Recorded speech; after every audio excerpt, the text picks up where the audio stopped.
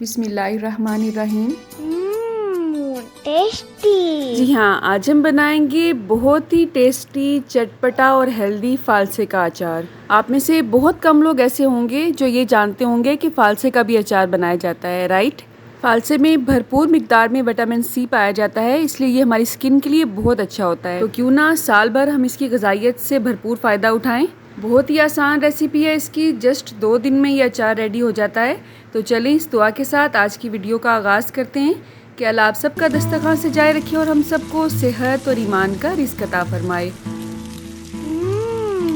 Tasty. जी, तो यहाँ पे मेरे पास 3 पाव के करीब फालसे हैं। इनको मैंने अच्छी तरह से धो लिया है और ड्राई कर लिया है। बहुत ज़्यादा खुश्क करने की इनको ज़रूरत नहीं है, ना तो धूप में ना ही पंखे के नीचे। बस इनका पानी अच्छी तरह से नुचड़ जाना चाहिए, ठीक है। अब हम इसका पानी निकालने के लिए इसमें नमक ऐड करेंगे। तो यहाँ पे मैंने आधा चम्मच से भी थोड़ा सा कम नमक ऐड किया है इसमें, और साथ ही साथ इसमें आधा चम्मच चीनी ऐड करेंगे। अब आप हैरान हो रहे होंगे कि चीनी की वजह से तो ये मीठे हो जाएंगे, तो ऐसी बात नहीं है। फालसे ऑलरेडी बहुत खट्टे होते हैं, ये जस्ट इसका पानी निकालने में मददगार साबित होगी। अब इसे हम कवर कर देंगे तकरीबन 2 से 3 घंटे के लिए। अगर बहुत ज़्यादा गर्मी है आपके एरिया में तो आप इसे फ्रिज में भी रख सकते हैं। इस दौरान फालसों ने जितना भी पानी रिलीज़ करना होगा वो रिलीज़ कर देंगे। तो आप देख सकते हैं इसमें ये थोड़ा सा पानी आपको नज़र आ रहा होगा। अब इसे हम छान लेंगे ताकि ये पानी निकल जाए और हमारा अचार जो है वो लंबे अरसे के लिए महफूज हो सके। अब इसे छानने के बाद ना तो हमने इसे वॉश करना है और ना ही ड्राई करना है। अगर आपके फालसे बहुत ज़्यादा एक्स्ट्रा पके हुए होंगे तो पानी ज़्यादा रिलीज़ करेंगे। पानी निकालने के बाद भी अगर आप फालसों को चख के देखेंगे तो आपको फील होगा कि ये खटास वाले ही हैं, मीठे नहीं हैं। अब इस पानी को मैंने तो पी लिया था, अगर आप पी सकते हैं तो पी लें, वरना फेंक दें। अब इसमें हम शामिल करेंगे नमक। यहाँ पे मैंने आधे चम्मच से थोड़ा सा कम ही नमक ऐड किया है। इसी क्वांटिटी में ही हल्दी पाउडर ऐड करेंगे। आधा चम्मच के करीब कुटी हुई सुरख मिर्च ऐड करेंगे। आधा चम्मच से थोड़ा सा कम राई दाना। अगर आपके पास राई दाना नहीं है तो आप इसे स्किप कर सकते हैं, ये बहुत ज़्यादा ज़रूरी चीज़ नहीं है। आधा चम्मच ही इसमें कलवंजी ऐड की है और साबुत ही ऐड की है, इसे ग्राइंड नहीं किया है। आप चाहें तो इसे हल्का सा ग्राइंड भी कर सकते हैं। 1 चम्मच भर के मेथी दाना ऐड करेंगे। मेथी दाना आपने बड़े साइज़ वाला लेना है, छोटे साइज़ वाला मेथरा नहीं लेना है। और सबसे ज़रूरी और टेस्टी आइटम सौंफ। सौंफ भी मैंने यहाँ पे 1 चम्मच भर के ही इसमें ऐड किया है। अब इन तमाम अज्जा को अच्छी तरह से मिक्स करेंगे, ऐसे कि तमाम चीज़ें इसमें यकजा हो जाएं। आपने देखा कि मसाले तो हमने इसमें आम अचार वाले ही ऐड किए हैं। इससे पहले मैंने आपसे लसूड़े के अचार की रेसिपी शेयर की है, जिसमें हमने ना तो धूप का इस्तेमाल किया था और ना ही हमने उसे बॉयल किया था। उस वीडियो का लिंक आपको नीचे डिस्क्रिप्शन बॉक्स में मिल जाएगा इंशाल्लाह।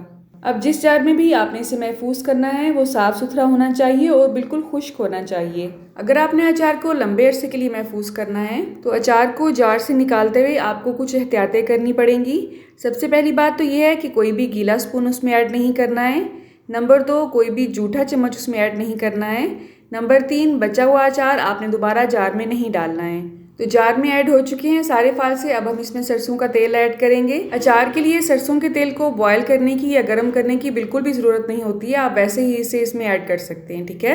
हाँ, अगर आपने कुकिंग के लिए सरसों का तेल इस्तेमाल करना है और उसकी झाग और स्मेल को ख़त्म करना है तो उसकी रेसिपी मैं आपसे शेयर कर चुकी हूँ। 1 नहीं, 2 नहीं, 3 रेसिपीज़ शेयर कर चुकी हूँ। उन रेसिपीज़ के लिए आप नीचे डिस्क्रिप्शन बॉक्स में भी जा सकते हैं और मेरा चैनल भी सर्च कर सकते हैं, ठीक है।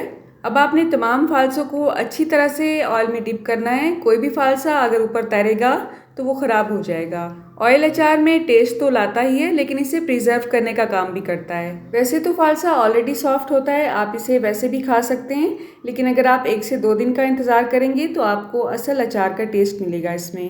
आप कहाँ से और किस सिटी से मेरी वीडियोस को वॉच करते हैं, अगर आप कमेंट बॉक्स में मुझे बताएंगे तो मेरे लिए ये एक इनाम से कम नहीं होगा। और अगर आपने 1% भी आज की वीडियो से कुछ नया सीखा है तो आपने वीडियो को लाइक ज़रूर करना है और उन लोगों से शेयर ज़रूर करना है जो कि कुकिंग के शौकीन हैं। अल्लाह आप सबका दस्तरखान से जाए रखे और हम सबको सेहत और ईमान का रिज़्क़ अता फरमाए। अल्लाह हम सब के रिस्क में कसरत से ज़्यादा बरकत और आसानी अता फरमाए। रुके रुके सुने, जाने से पहले वीडियो को लाइक कर दें, अच्छी लगी तो शेयर कर दें और सब्सक्राइब करने के बाद बेल का आइकन भी ज़रूर प्रेस करें। जज़ाकल्लाह। मेरी नेक्स्ट वीडियो तक अल्लाह हाफ़िज़।